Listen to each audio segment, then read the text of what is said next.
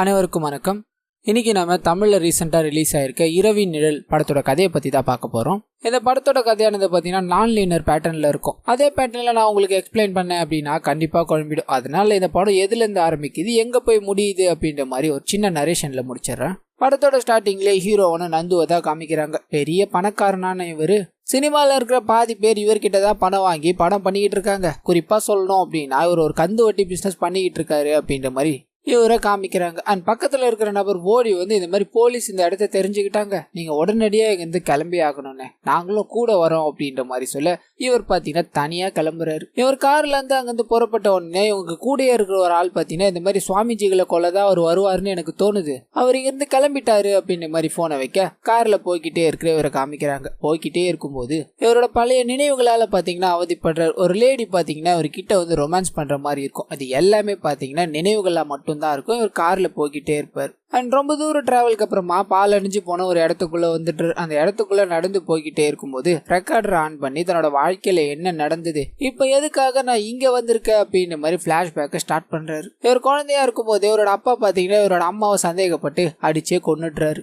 இதனால இவர் பாத்தீங்கன்னா குழந்தையில இருந்தே சொந்தக்காரங்க கூட வளர ஆரம்பிக்கிறார். அவங்க 2 பேருக்கு குழந்தை இல்ல, அது வரையும் நான் சந்தோஷமா இருந்தேன். அவங்களுக்குன்னு ஒரு குழந்தை வந்தப்போ அவங்களோட குழந்தைக்கு நான் உயிருள்ள ஒரு பொம்மையா மாறிட்டேன் அப்படின்ற மாதிரி வாய்ஸ் ஓவர்லயே அந்த கதை போகுது. அந்த குழந்தை கூட இவர் விளையாடிக்கிட்டே இருக்கும்போது தற்செயலா அந்த குழந்தை கீழே விழுந்துரும். அதுக்கு நீதான் காரணம் அப்படின்ற மாதிரி இவரை போட்டு பயங்கரமா அடிக்க அங்க இருந்து ஓடி போயிட்டார். கொஞ்ச நாள் பசி பட்னியால வாடிட்டு கிடக்கும் போது ₹1 கொடுத்து ஒரு போலீஸ்காரர் பாத்தீங்கன்னா இவர் அபியூஸ் பண்ணிட்டுறாரு. இப்படியே சில நாட்கள் இவர் பயங்கர கொடுமையில கஷ்டப்பட்டுக்கிட்டே இருக்க ஒரு திருநங்கை பாத்தீங்கன்னா இவருக்கு இருக்க இடம் கொடுக்குறாங்க, சாப்பாடு போடுறாங்க. ஆனா ஒரு 2-3 நாள் இதே மாதிரி பண்ணிட்டு இதுக்கு மேல உனக்கு சாப்பாடு வேணும் அப்படின்னா நீ இந்த கஞ்சாவை எல்லாத்தையும் வித்துட்டு வந்தா மட்டும்தான் உனக்கு சாப்பாடு அப்படின்ற மாதிரி சொல்லி அனுப்ப இவரும் தான் சின்ன வயசுல பார்க்கவே கூடாது எல்லாத்தையும் பாக்குறாரு, போகவே கூடாது எல்லா இடத்துக்கும் போய் அதை விற்க ஆரம்பிக்கிறாரு. ஆனா அப்பதான் பாத்தீங்கன்னா போலீஸ் கிட்டயும் மாட்டிக்கிட்டு சிறுவர் சீர்திருத்த பள்ளிக்கும் போயிடுறாரு. அண்ட் ரொம்ப நாள் கழிச்சு ஜெயில இருந்து வந்தவொடனே தனக்கு என்ன பண்றதுன்னு தெரியல, யார்கிட்ட போறது அப்படின்னு தெரியல. சரி தன்னோட அப்பா ஜெயில வந்திருப்பாரு, அவரை போய் பார்க்கலாம் அப்படின்ற மாதிரி போறாரு. அவரோட அப்பாவை போய் பார்த்து நான் தான் உன் பையன் அப்படின்ற மாதிரி சொல்ல தன்னோட அப்பா பாத்தீங்கன்னா அந்த ஹவுஸ் ஓனர் கூட தொடர்பு இருக்கு அப்படின்றதுனாலதான் அவரோட அம்மாவை கொண்டுட்டு இருப்பாரு. இப்ப ஹீரோ போய் அவர் முன்னாடி நின்னவனே நீ ஹவுஸ் ஓனருக்கு பிறந்தவன் தான், நான் உங்க அம்மாவை கொண்டதுல தப்பே இல்லை, நான் உன்னை என் பையனா ஏத்துக்க மாட்டேன்,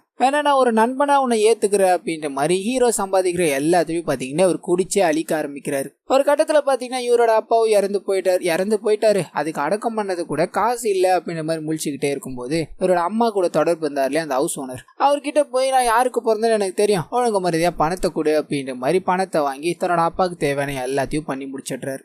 இதுக்கப்புறம் வாழ்க்கையில என்ன பண்ண போறோம் அப்படின்ற மாதிரி இவர் யோசிச்சுக்கிட்டே இருக்கும்போது தான் லக்ஷ்மி அப்படின்ற ஒரு பொண்ணை பாக்குறாரு. ஒரு கடையில பாத்தீங்கன்னா வேலை செய்வாங்க.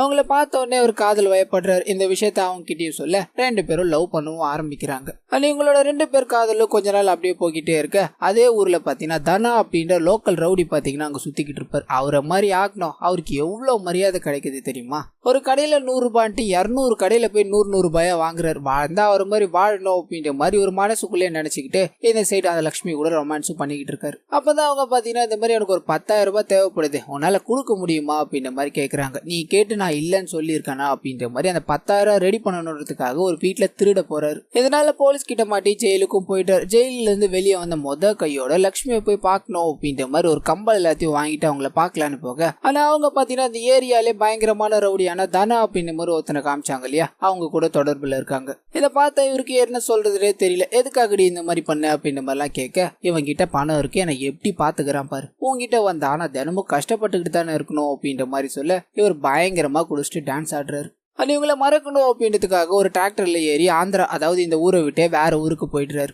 அங்க போய் ஒரு தொழிலை செய்யணும் அப்படின்ற மாதிரி சாராயம் காசி விற்க ஆரம்பிக்கிற ஒரு நல்ல நிலைமையில போய்கிட்டே இருக்கும்போது தான் கோயில் பக்கத்துல இருக்கிற ஒரு கடையில வேலை செய்யற சிலக்கம்மா அப்படின்ற ஒரு பொண்ணை பாக்குறாரு. அவங்கள பார்த்த உடனே இவருக்கு ரொம்ப பிடிச்சி போயிடுது. அவங்களை எப்படியாவது கல்யாணம் பண்ணிக்கணும் அப்படின்ற மாதிரி ஆசைப்பட்டு என்னென்னமோ பெரிய பெரிய பொருள் எல்லாத்தையும் வாங்கிட்டு போய் கொடுக்குறாரு. அவங்க ரிஜெக்ட் பண்ணிக்கிட்டே இருப்பாங்க. சிம்பிளா ஒரு குங்குமத்தை போய் வாங்கிட்டு போய் கொடுக்க இந்த அப்ரோச் அவங்களுக்கு பிடிச்சி போய் அதை ஏத்துக்கிறாங்க. 2 பேரும் சேர்ந்து கல்யாணமும் பண்ணிக்கிறாங்க. ஒரு சந்தோஷமான வாழ்க்கையை வாழ ஆரம்பிக்கிறாங்க. இதுக்கு முன்னாடி வரலையா ஒரு சாராயம் தான் வித்துக்கிட்டு இருந்தார் இல்லையா, இதுக்கப்புறம் ஒழுங்கா வாழணும் அப்படின்ற மாதிரி முடிவு பண்ணி ஒரு பாய் உதவியோட வேலையை தேட ஆரம்பிக்கிறாரு. ஆனா அவருக்கு பாத்தீங்கன்னா எந்த வேலையுமே கிடைக்கல. இதனால இந்த பாயு பாத்தீங்கன்னா நான் கடையை நடத்திட்டு வரல, அந்த கடையை நீயே எடுத்துக்கோ, இன்னும் கொஞ்சம் செலவு பண்ணி நிறைய பொருட்கள் எல்லாத்தையும் வாங்கி போட்டு கடையை டெவலப் பண்ணுடா அப்படின்ற மாதிரி சொல்ல கொஞ்சம் கடனை வாங்கி கடையை பயங்கரமா டெவலப் பண்ணி ஓடிக்கிட்டு இருக்காரு. அப்பதான் பாத்தீங்கன்னா அவரோட மனைவியான சிலக்கம்மா பிரெக்னெண்டா இருக்காங்க அப்படின்ற ஒரு நியூஸ் வந்து சேருது. ரொம்பவே மகிழ்ச்சி ஆயிட்டாரு. ஆனா அப்பதான் பாத்தீங்கன்னா அந்த பாயும் இதுக்கு முன்னாடி வரையும் நீங்க 2 பேர் தான் இருந்தீங்க, இப்ப உங்க குடும்பத்துல 3ஆவதா ஒரு ஆள் வரப்போகுது.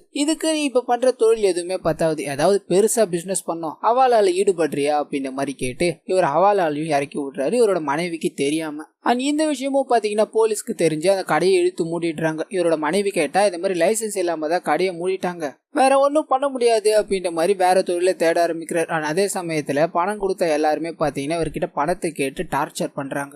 இதோட உச்சக்கட்ட டார்ச்சரா பாத்தீங்கன்னா சிலக்கம்மாவை கூட்டு போய் நிர்வாணமா உட்கார வச்சு இந்த மாதிரி நீ எனக்கு பணம் கொடுக்கணும், அந்த பணத்தை கொடுத்தா மட்டும் தான் நான் இவங்களை விடுவேன், நீ தாமதிக்கிற ஒவ்வொரு நிமிஷமும் உன்னோட மனைவிக்கு நீ தான் வில்லனா இருப்ப அப்படின்ற மாதிரி சொல்லி அனுப்ப இவரு யார் யார் காலையோ போய் விழுற, ரோட்ல கிடைக்கிற எல்லார் காலையும் நான் விழுந்தேன், ஒரு வழியா பணத்தை கொடுத்து சிலக்கம்மாவை கூட்டு வந்தேன், அப்ப அவகிட்ட என்ன பேசி நான் ஆறுதல் சொல்றதுனே தெரியல அப்படின்னு மாதிரி வாய் சொல்லியே இந்த கதை மூவ் ஆகிக்கிட்டே இருக்கு. இந்த மாதிரி ஒரு சம்பவம் நடந்துருச்சு இல்லையா, இதனால ஹீரோக்கு என்ன பேசுறதுனே தெரியல. ஆனா சிலக்கம்மாவும் இதெல்லாம் கடந்துதான் போய் ஆகணும், நீங்க ஒன்னும் கவலைப்படாதீங்க, நீங்க போய் குளிச்சுட்டு வாங்க அப்படின்ற மாதிரி ஹீரோவை பாத்தீங்கன்னா பாத்ரூம்குள்ள தள்ளி டாப்பால் போட்டுடுறாங்க. அவர் குளிச்சுக்கிட்டே இருக்க அதே சமயத்துல இவங்க மட்டும் பாத்தீங்கன்னா ஒரு ரூமுக்குள்ள போய் மேல பெட்ரோல் எல்லாத்தையும் ஊத்தி நடந்த அந்த சம்பவத்தை நினைச்சு வயிற்றுல தன்னோட குழந்தையோட கொளுத்திக்கிட்டு இறந்து போயிடுறாங்க. இதனால இவர் பாத்தீங்கன்னா மன உளைச்சலுக்கு ஆளாயிடுறார். எல்லாத்தையும் இழந்துட்டு நிக்கிறோம், என்ன பண்றதுன்னு தெரியாம ஒரு சாமியார போய் சரணடைகிறார். அவரோட வாக்கை ஏத்து நடக்க ஆரம்பிக்கிறாரு. ஏன் அவரோட காலை கூட கழுவி குடிக்க ஆரம்பிக்கிறார். அங்கதான் பாத்தீங்கன்னா இன்னொருத்தவங்க ராஜகுமாரி அப்படின்ற மாதிரி அந்த சாமியாரோட அசிஸ்டன்ட் இருப்பாங்க. அவங்க கிட்டயும் பாத்தீங்கன்னா பழக்கம் ஏற்பட ஆரம்பிக்குது. அண்ட் ஒரு நாள் பாத்தீங்கன்னா அந்த சாமியாரை அரெஸ்ட் பண்ணணும் அப்படின்ற மாதிரி போலீஸ் வந்து நிக்கிறாங்க. இந்த மாதிரி உங்களோட இடத்துல நாங்க 6 எலும்பு கூடுகளை கண்டுபிடிச்சோம், இதெல்லாம் என்ன நீங்க எக்ஸ்பிளைன் பண்றவரையும் ஜெயில தான் இருக்கணும் அப்படின்ற மாதிரி அந்த சாமியாரை புடிச்சிட்டு போக அப்புறம் தான் தெரிய வருது ஹீரோக்கு இதை பண்ணதே பாத்தீங்கன்னா அந்த சாமியாரோட அசிஸ்டண்டா இருக்காங்க இல்லையா அந்த லேடி தான் அப்படின்றது. ஆனா அது மட்டும் இல்லாம அந்த லேடியோட வயிற்றுல பாத்தீங்கன்னா சாமியாரோட குழந்தைய வாழ்ந்துகிட்டு இருக்கும். அவங்க பிளான் பண்ணி சாமியாரை ஜெயிலுக்கு அனுப்பிட்டாங்க இல்லையா, அதுக்கு என்ன காரணம் அப்படின்னு பாத்தீங்கன்னா நிறைய நகைகள் எல்லாத்தையும் இருக்கும், அது எல்லாத்தையும் எடுத்துட்டு போயிடணும் அப்படின்றது தான். அதுக்காக எல்லா வேலையிலையும் பண்ணிட்டு அந்த நகைகளையும் எடுத்துட்டு இருக்கும் போது ஹீரோ பாத்தீங்கன்னா இது எல்லாத்துக்குமே உதவுவாரு. அந்த நகைகள் எல்லாத்தையும் ஷேர் பண்ணிக்கிறப்போ ஒரு சின்ன பிரச்சனை ஏற்பட ஆரம்பிக்குது. இந்த மாதிரி நான் எல்லாத்தையும் இழந்துட்டு வந்து நிக்கிறேன், என்னோட மனைவி பிரெக்னெண்டா இருக்கும் போதே இறந்து போயிட்டா, அதுவும் கொளுத்திக்கிட்டு, நீங்களும் பிரெக்னெண்டா இருக்கீங்க, அதனால தான் நான் அமைதியா பேசிக்கிட்டு இருக்கேன் அப்படின்ற மாதிரி ஹீரோ சொல்ல அந்த லேடி பாத்தீங்கன்னா ஹீரோட ஒய்ஃபை தப்பா பேசிடுறாங்க. இதனால பொறுக்க முடியாத ஹீரோவோ அவங்களை அடிச்சு அதே இடத்துல புதைச்சிடுறாரு. அப்ப அவங்க வயிற்றுல பாத்தீங்கன்னா குழந்தை இருக்கும். அந்த குழந்தை கத்துற சத்தம் பாத்தீங்கன்னா ஒரு காதுல கேட்டுக்கிட்டே இருக்கும். பயங்கரமா காது போட்டிக்கிட்டு மண்ணை எல்லாத்தையும் மேல தூக்கி போட்டுட்டு அங்க இருக்கிற நகைகளை எல்லாத்தையும் எடுத்துக்கிட்டு அங்க இருந்து போயிடுறாரு. அண்ட் இவர் இங்க இருந்து எடுத்துட்டு போனதை வச்சுதான் பாத்தீங்கன்னா ஒரு பெரிய பணக்காரனா ஆயிட்டு இருப்பாரு. அந்த சினிமாக்காரங்களுக்கும் பாத்தீங்கன்னா வட்டிக்கு பணம் கொடுத்துக்கிட்டு இருக்காரு. இதே சமயத்துல அந்த ஏரியால இருக்க ஒரு எம்எல்ஏக்கும் பாத்தீங்கன்னா ஒரு பினாமியா இருப்பாரு. இந்த மாதிரி ஒரு பணக்கார வாழ்க்கை அவருக்கு வந்துருச்சு இல்லையா, அதனால தான் சின்ன வயசுல இருக்கும் போது ஒருத்தர் அபியூஸ் பண்ணாரு அப்படின்ற மாதிரி சொல்லியிருந்தா இல்லையா, அவரை கூப்பிட்டு செக்யூரிட்டியா போட்டுக்கிறார். எப்பப்பெல்லாம் அவருக்கு கோவம் வருதோ அப்பப்பெல்லாம் அவர் வந்து அடி வாங்கணும். ஆனா அதே சமயத்துல அந்த தனா அப்படின்ற ஒரு ரவுடி இவரோட காதலியை வச்சுக்கிட்டாரு இல்லையா, அவரையும் கூப்பிட்டு இவருக்கு கீழே வேலை செய்ய சேர்த்துக்கிறாரு. தான் தனா மாதிரி ஒரு ஆள் ஆகணும் அப்படின்ற மாதிரி நினைச்சுக்கிட்டு இருந்தவரு அவருக்கும் மேல ஒரு பெரிய ஆளா ஆயிடுறாரு. இப்ப அப்படியே கட் பண்ணி ஒரு அக்ரகாரத்துக்கு பணம் வசூல் பண்றேன் அப்படின்ற மாதிரி போறாரு. அக்ரகாரத்துல பணம் வாங்கின நபர் இறந்து போயிட்டாரு.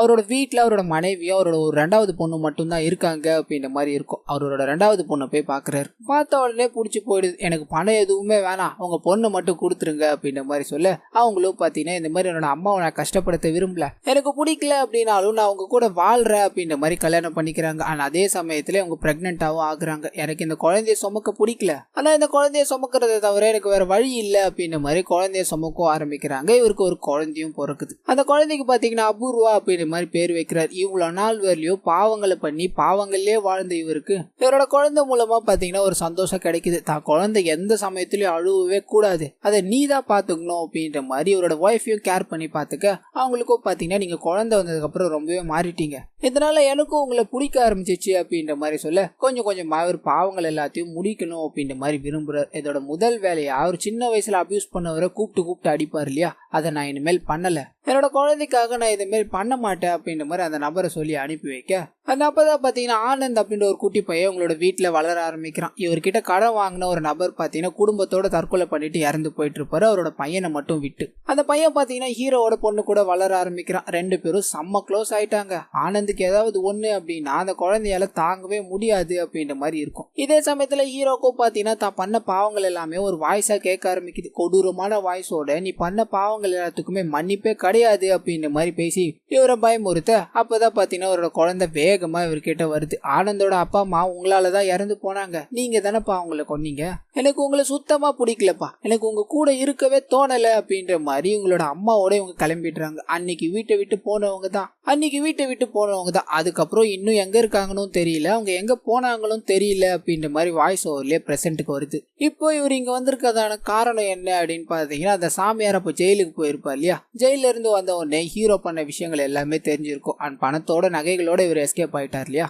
அதனால ஹீரோவை ஏதாவது பண்ணணும் அப்படின்ற மாதிரி பிளான் போட்டு நிறைய விஷயங்களை பரப்பி விட்டுருப்பார். நியூஸ் சேனல் கொண்டு எல்லாத்துலயுமே பாத்தீங்கன்னா ஒரு கந்து வட்டி பணம் கொடுத்து எல்லாரையும் கொண்டுகிட்டு இருக்காரு அப்படின்ற மாதிரி ஹீரோவை பத்தி பயங்கரமா எழுத ஆரம்பிச்சிட்டு இருப்பாங்க. இதனால போலீஸ் இவர் ஒரு பக்கம் துரத்த ஆரம்பிக்குது, அந்த சாமியார் ஒரு பக்கம் துரத்த ஆரம்பிக்கிறார். இப்போ இங்க வந்ததுக்கான காரணம் என்ன அப்படின்னு பாத்தீங்கன்னா, அந்த இடம் தான் அந்த பழைய ஆசிரமமா இருக்கும். இவர் இந்த மாதிரி பேசிக்கிட்டு இருக்க இதே சமயத்துல பாத்தீங்கன்னா போலீஸ் எல்லாருமே மாத்திட்டாங்க, புது டிஎஸ்பி இந்த இடத்துக்கு வந்துட்டாராம், உங்களை பிடிக்க நீங்க இருக்கிற இடத்துக்கு வந்துட்டாங்க அப்படின்ற மாதிரி இவர் இருக்கிற இடத்த பாத்தீங்கன்னா சுத்தி வளைச்சிடுறாங்க. போலீஸ் என்ன பிடிக்கிறது, அந்த சாமியாரும் என்ன பிடிக்க முடியாது, இந்த போலீஸும் பிடிக்க முடியாது அப்படின்னு மாதிரி வேகமா ஒரு இடத்துக்கு நடந்து போறார். ஒரு கர்ப்பிணி பெண், அதாவது அந்த சாமியாரோட அசிஸ்டன்ட் அடிச்சு புதைச்சார் இல்லையா, அந்த இடத்துக்கு போறாரு. வயிற்றுல ஒரு குழந்தையோட உன புதைச்சது ஒரே ஒருத்தனுக்கு மட்டும்தான் தெரியும், இதுக்கப்புறம் அவனுக்கு தெரியக்கூடாது, இந்த உலகத்துக்கும் தெரியக்கூடாது அப்படின்ற மாதிரி அந்த புதைச்ச இடத்துலயே பாத்தீங்கன்னா ஒரு எடுத்துட்டு போயிருந்த கண் எடுத்து நெஞ்சிலே சுட்டுக்கிறாரு. பண்ண பாவங்கள் எல்லாத்தையுமே நினைச்சு வருந்துறாரு. தன்னோட மனைவியும் தன்னோட குழந்தையும் இவரை பார்க்க வர மாதிரியே இவருக்கு தோணி அந்த இடத்துலயே பாத்தீங்கன்னா இவர் இறந்து போயிடுறாரு. சோ இந்த கிளைமேக்ஸ் வரலையுமே பாத்தீங்கன்னா அவங்க சிங்கிள் ஷாட்ல தான் எடுத்திருப்பாங்க.